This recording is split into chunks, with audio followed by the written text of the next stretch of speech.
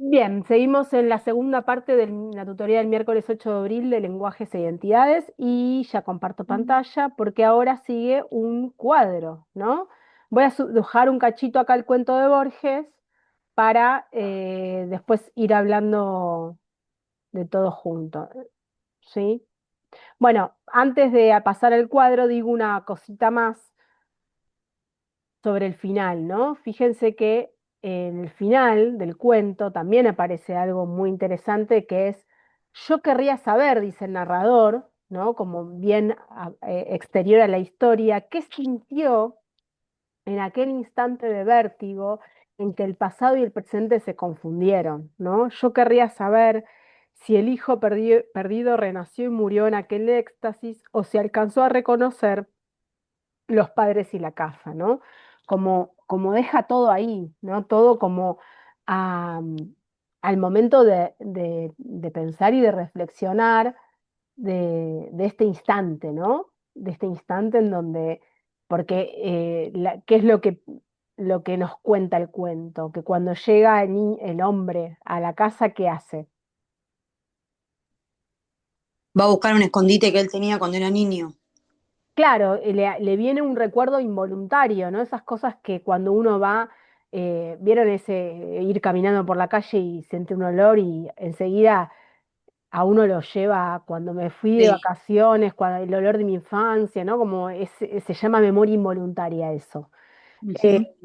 Que es como esa memoria que te viene, que te asalta de golpe a partir de, por ejemplo, lo perceptual, ¿no? Ver algo, oler algo, escuchar algo, etcétera, a partir de los sentidos. Entonces, es interesante también la reflexión final y lo que le pasa al hombre, que es vio eso y pudo ir a Y ese autom- lugar, tuvo ese particular memoria. Y además hay algo que hace Borges muy interesante, que es cómo usa la palabra, ¿no? Porque dice, sacó el cuchillito de mango, como bien para ese diminutivo. No está puesto casual, ¿no? Porque es un cuchillo pequeño, un cuchillo que él jugaba de niño. Cuando era niño, claro. Claro, y por eso el diminutivo, ¿no? Para explicar que no es cualquier cuchillo, es como hace ese efecto del recuerdo de la infancia y del objeto de la infancia, ¿no? Eh, y es interesante porque es, Pero en ese, perdón, sí, sí, sí, digan, digan. no, decía que en ese mismo instante él se da cuenta que no pertenece ahí, aparte de tener ese sentimiento de decir, volví a mi lugar, ese momento de éxtasis que dice él, que automáticamente se dio cuenta que él no pertenecía ahí, que ya le había pasado toda una vida en otro lado. Claro. Y ahí también uno dice, bueno, ¿no? Esto que hablábamos de civilización y barbarie, es como una especie de cautivo convertido, ¿no? Hay otro cuento de Borges que pasa algo parecido con una cautiva, ¿no? Una cautiva que es como, yo no quiero volver a ese mundo, ¿no? Quiero quedarme acá en los pagos, como hace familia con los hijos, o sea, como de repente le pasa una vida ahí y es como la complejidad también, ¿no? De un momento, de una historia, de la época. Bien, seguimos. Vamos a ver ahora el cuadro, ¿no? Lo voy a Bien, hay bajar. otro cuadro con la misma temática, pero otro cuadro, ¿sí? De Ángel de la Valle, que se llama La Vuelta del Malón. ¿No? Ya el nombre es como La Vuelta del Malón, 1892. Y presten atención, es óleo sobre tela. Óleo es un tipo de pintura sobre tela. Y miren las dimensiones del cuadro, 186 centímetros por 292. Es un cuadro enorme, ¿sí? Dicen que es el cuadro como más grande de esta temática, el primer gran cuadro de esta temática en nuestro país. Es enorme. Fue exhibido ahí en 1892 y dicen que los cuadros, en una ferretería, ¿no? Y dicen que los diarios de la época que las señoras pasaban por ahí, veían esta escena y se indignaban. 1892. Pero bueno, vamos al cuadro. ¿Qué ven de diferente con el anterior? El ¿Cómo es cielo. esta escena? Victoriosos, están victoriosos, como que están con sus armas o sus lanzas, o como arriba, como victoriosos de que ganaron algo. Claro, por eso quizás se llama la vuelta, no están volviendo. Claro. Bien, ¿qué más? Eh, el cielo parece como con una tormenta enorme, pero a la vez lejos, como que se ve que viene un cielo celeste, se ve mucha llanura, no hay montañas, y se vuelve a destacar el cuerpo de la mujer como muy blanco al lado de los indios que son más oscuros. Perfecto, perfecto ese análisis. Ese cielo está como más turbulento, ¿no? Que el anterior está como más cargado, la escena también. Y vieron que los tonos parecen ser casi monocromáticos, son casi todos el mismo color. Hay algunos acentos, ¿no? En el caballo blanco principal y sobre todo en la cautiva, esa cautiva que parece, ¿no? No tiene una mancha de barro, parece que tiene su propia luz incluso, ¿no? Desnuda, blanca, impoluta, en esa escena, ¿no? De los indios volviendo victoriosos. Entonces también nos plantea tal vez un punto de vista sobre la temática. ¿Qué creen? ¿Que creen que son bárbaros o son civilizados? ¿Qué pensó el pintor? ¿Qué punto de vista muestra el cuadro?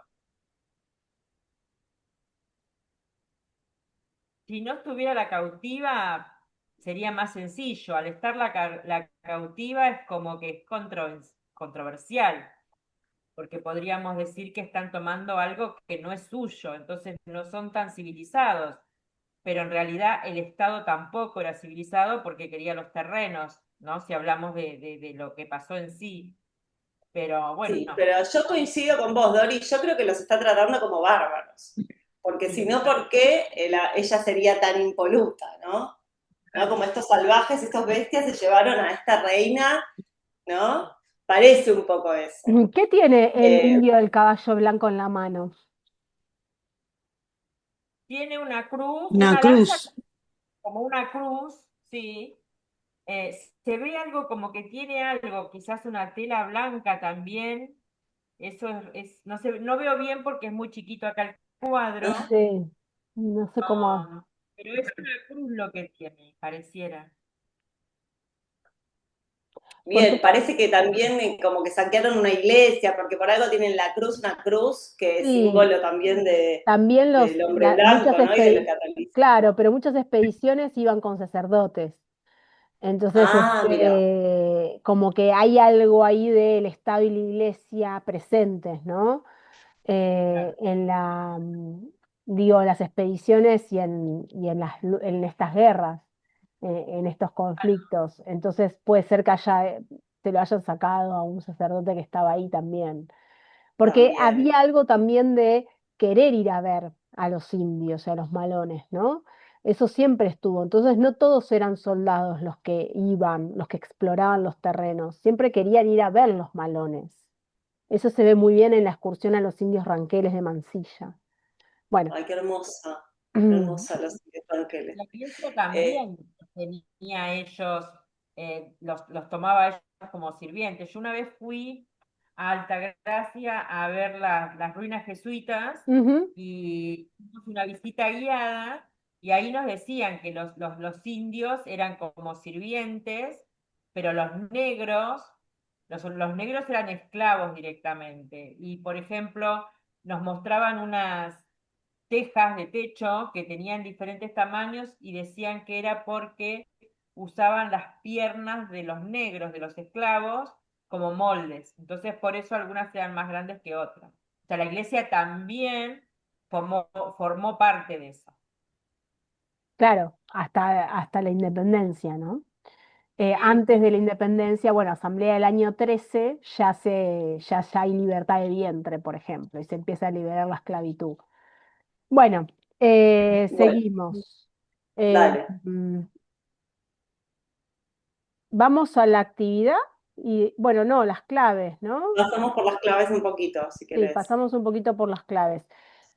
Bueno, ¿qué cosas podemos pensar y analizar acá? en relación al cuento, siempre recuerden que el eje de la clase es el cuento y el cuadro, ¿no? O sea, el segundo cuadro, el primero era introducción. Entonces, para el pensar el cuento, bueno, un poco pensar esta idea entre historia o ficción. Yo les dije que el cuento es una ficción que inventó Borges. Entonces, acá pueden leer un poco eso, ¿no? Y preguntarnos, bueno, estas producciones literarias, ¿son historia o son ficción? Entonces ahí pueden ir leyendo y poder identificar, ¿no? Porque muchas veces hay ficciones que están basadas en hechos reales o ficciones que están basadas en la historia, pero que son una construcción ficcional del escritor. En este caso, Borges inventa la historia del cautivo, ¿no? No existe tal historia, no es que está basado en una historia real, pero sí lo que es real es su contexto, ¿no? O es bastante verosímil que esto haya podido pasar porque está basado en sucesos del pasado, podríamos decir, ¿no? Entonces, un poco para eh, identificar. Y es lindo esto porque también nos da la visión de cómo un escritor puede imaginar escenarios inventados que tengan mucho vínculo con la historia propia, ¿no? En este caso con la historia del siglo XIX, pero que inventa algo nuevo sobre eso, ¿no? E imagina, inventa y la escribe. Y fíjense cómo hace un cuento tan corto, pero tan condensado todo lo que quiere decir ese cuento, ¿no? La complejidad de la historia, digo, en relación también a la historia nuestra, la historia argentina en este caso. ¿Y qué pasa en el arte? Vamos a ver ahora los cuadros. Ah, bueno, hay algo de primero de voces y puntos de vista, que esto es como un poco lo más complejo. Después vamos a volver a verlo, que es que bueno, los textos, decíamos, tienen una voz, esto ya lo expliqué, donde se habla, ¿no? Se cuenta. Entonces, el narrador se le dice a esa voz que cuenta y son construcciones a través de las cuales el autor nos va a ir presentando ese mundo, ¿no? Esa historia. Entonces, vamos a identificar diferentes conceptos. Autor es la persona real que escribe la historia, es Borges escribiendo el cuento, ¿sí? De carne y hueso, decimos. El autor es la persona de carne y hueso. Mientras que el narrador es una creación ficticia que hace ese autor, ¿no? Para contar desde un punto de vista determinado, que no necesariamente a veces es el punto de vista del autor, porque acá Borges elige crear un narrador que no sepa mucho, porque le parece más rica la historia así, ¿no? Dejando inconcluso, dejando librado a la imaginación del lector, ¿no? Muchas veces autor y narrador pueden coincidir, por ejemplo, en las autobiografías o en los diarios, ¿no? En los diarios íntimos. Uno muy conocido es el famoso diario de Ana Frank, donde ella cuenta en primera persona su propia historia de, bueno, en este caso de ocultamiento, ¿no? Cuando se escapa de los nazis. Entonces, que la refugian en una casa, bueno, una historia muy compleja, incluso la cuenta en una lengua que no es su lengua natal, ¿no? Que eso es tremendo también, cómo logra hacerlo. Después corrige para poder publicar, etcétera. Pero bueno, ese es un caso. Pero el otro caso es el caso eh, de separación del autor y narrador. Son dos conceptos distintos. Entonces, cuando ustedes se enfrentan a un cuento, a una novela, tiene que quedar claro esto, el autor real que escribe la historia y el narrador que es aquella figura ficcional que cuenta la historia. Y ese narrador puede ser de muchas formas distintas. Vamos a poner un ejemplo acá. Dice, en los textos narrativos esa voz puede ser, en primera persona se hace aparecer su yo mientras narra. Este es el ejemplo de Borges. Dice, yo querría saber qué sintió en aquel instante de vértigo entre el pasado y el presente se confundieron, ¿no? Entonces aparece un narrador que habla de yo, es como un yo testigo, ¿no? Él no es testigo de la historia, pero sí como un yo que, bueno, conoce la historia. Después puede aparecer en tercera persona, que es cuando se borra del relato sin que nadie la contara, ¿no? Entonces voy a leer un fragmento de otro cuento que es de Cortázar. A mitad del largo zaguán del hotel, pensó que debía ser tarde y se apuró a salir a la calle y sacar la motocicleta del rincón donde el portero de al lado le permitía guardarla. En la joyería de la esquina vio que eran las 9 menos 10, llegaría a tiempo sobrado a donde iba. Entonces, eso que acabo de leer es una tercera persona, porque ahí no aparece el yo del narrador, ¿no? Es un narrador que cuenta la historia como si fuera ajeno, como que no hay nadie ahí que me cuenta la historia, es una voz ahí en off, ¿no? Esa es la tercera persona. Hay otros puntos de vista también. Un observador, ¿Cómo? como un observador. Sí, en realidad sería más, el observador ese sería como a ver, una cosa es la persona gramatical, ¿no? Esto es un poquito más complicado y lo vamos a ver un poco más adelante en un cuadro porque creo que acá no está, no, está en unas clases después. Una cosa es la persona gramatical, ¿vieron? Como uno puede narrar, como, ¿cuáles son las personas gramaticales? Yo, tú o vos, nosotros usamos el vos. Yo, vos, él, nosotros, ustedes, no usamos el vosotros, usamos el ustedes, ellos. Esas son las famosas personas gramaticales, ¿no? De nuestra lengua. Entonces, ¿cómo hace alguien para contar una historia? La puede contar de la primera persona del singular o del plural, como un yo o como un nosotros, ¿no? Por ejemplo, íbamos, ¿no? Como ese nosotros colectivo, es menos común, pero puede existir o en tercera persona. Es difícil contarla en segunda, pero existe también, ¿eh? No sé si ustedes se acuerdan, los que son por ahí menos jóvenes, había unos libros infantiles que se llamaban Elige tu propia aventura, que eran unos libros que uno podía iba leyendo, no sé, estás de vacaciones, entonces estás en segunda persona, como si fueras vos el lector, el protagonista, porque claro, la segunda persona refiere al vos. Entonces es raro contar una historia que refiera a un vos. Siempre refiere al yo o a un tercero. Te cuento la historia de Juan y Pedro que fueron a comer. ¿Se entiende? Entonces, ese Elige tu propia aventura es interesante para adolescentes en general, porque era como, estás en la casa de tu abuelo, es verano, estás aburrido, y te dan a elegir entre pintar las rejas del vecino o quedarte en tu casa haciendo tal cosa. Si elegís pintar las rejas del vecino, tenés que pasar a la página 50. Bueno, eran geniales esos libros, todavía las librerías andan por Claro, ahí. me encanta. Creo que ahora sacaron unas nuevas ediciones. Bueno, Ah, mira. eso sería una segunda persona. Yo no la puse acá porque es menos común, pero les cuento que existe. Y además de las personas gramaticales, si narra en primera o en tercera, viene lo del punto de vista, que es lo que Doris acaba de preguntar, si es un observador o cómo podemos ver el punto de vista desde el que cuenta la historia, porque no es lo mismo contarla de una manera o que otra. Vieron que cuando leímos el cuento de Borges yo les pregunté, ¿cuánto sabe el narrador? Y Doris decía, sabe poco. Y sí, porque ya arranca en Junino Tapalqué, ya arranca dudando, confío, no confío, cuánto le creo, cómo me cuenta esta historia. Esto es re importante, sobre todo en algunos géneros como el policial, ¿no? Bueno, ¿quién cuenta la historia? ¿El ayudante, el detective? ¿Quién cuenta, no? Entonces, acá, en puntos de vista, dice, por ejemplo, si el narrador es un niño de 10 años, este ve el mundo diferente a un adulto. Entonces, si ustedes leen por ejemplo, las aventuras de Huckleberry Finn, que eran muy conocidas, o las de Tom Sawyer, son niños contando la historia. Entonces, Mark Twain, que es el escritor de Huckleberry Finn, escribe, eh, crea un narrador que usa palabras de niño y también muy orales. Entonces vos lees el cuento y dices, bueno, bueno, es una novela, perdón. Bueno, entonces me fui a tal lado, entonces usa como un vocabulario distinto. Entonces es interesante porque uno está leyendo desde ese punto de vista.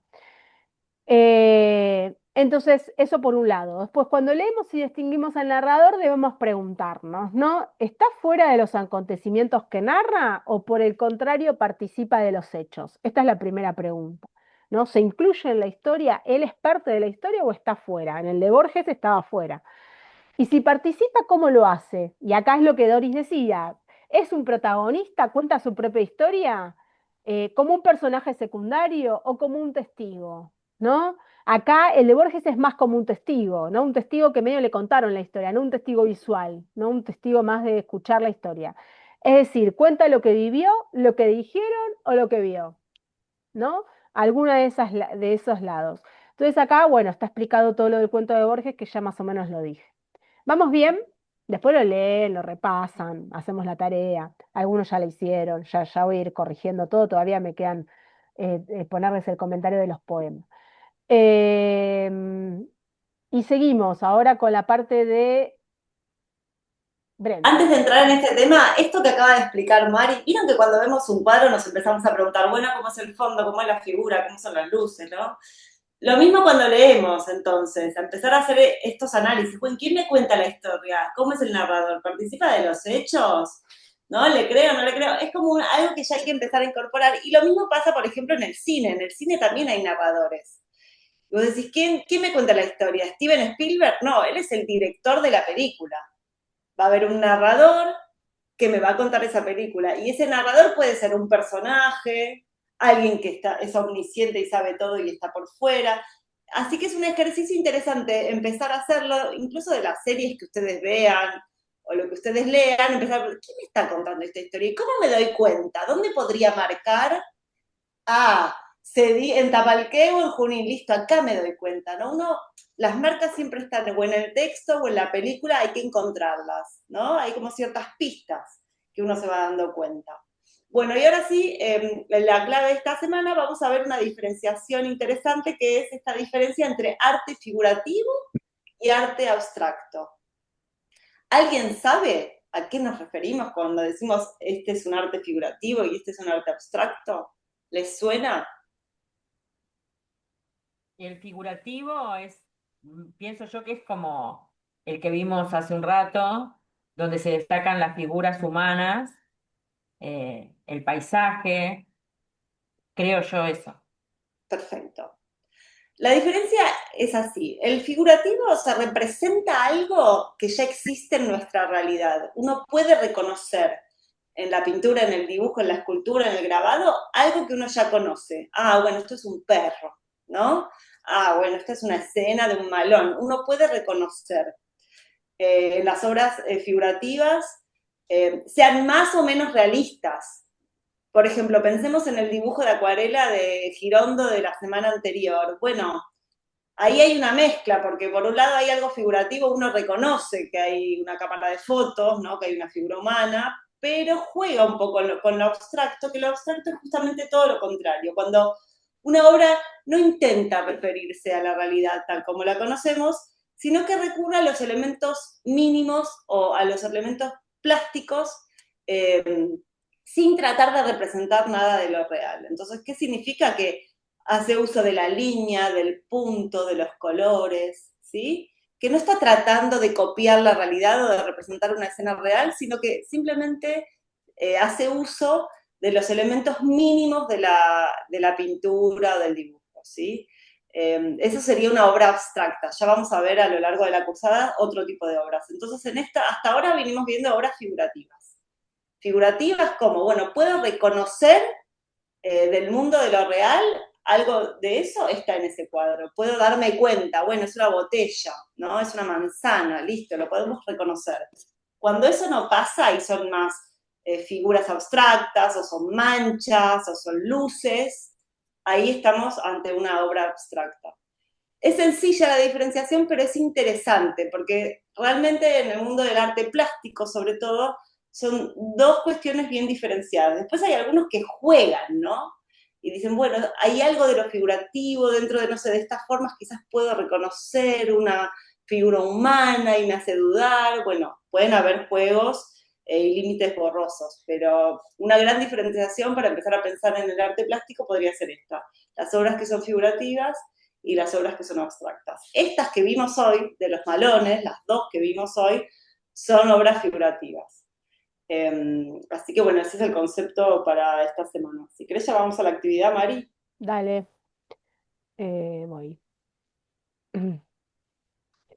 ¿Tienen alguna duda o pregunta hasta ahora?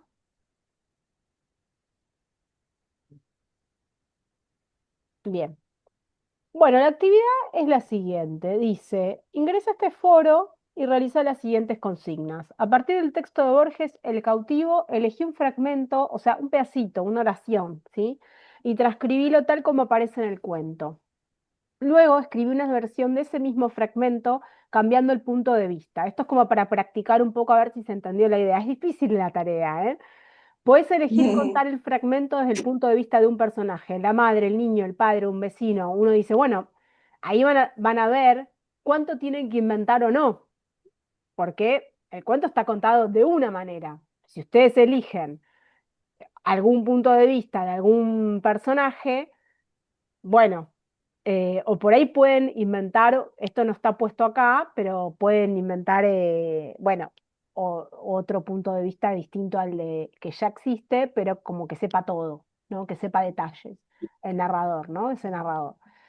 La segundo punto es buscar en el siguiente enlace, ¿no? Y acá hacen clic. No sé si van a poder ver cuando yo hago clic. ¿Siguen viendo el campus o están viendo lo que abrí? Sí, se abrió. Bueno, ahí tienen un montón de iconografía de Las Cautivas y otras obras de Esteban Echeverría.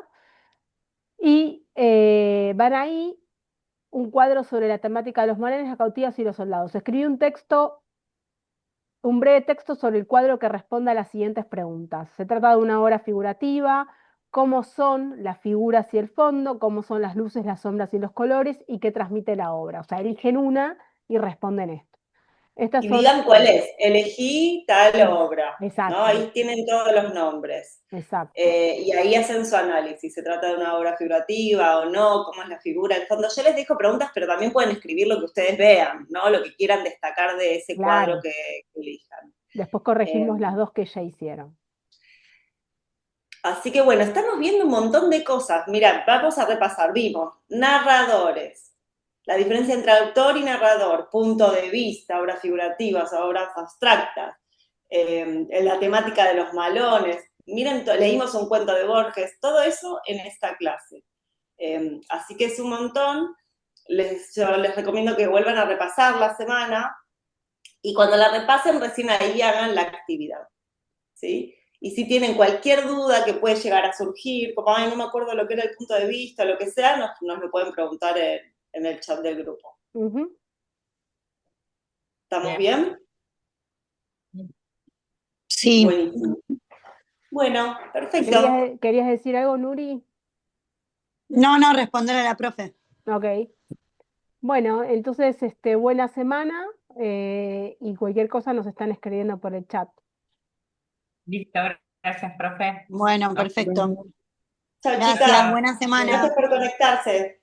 Chao, Chau, hasta el chau. miércoles. Nos vemos hasta el Chao, Chao. miércoles. chao.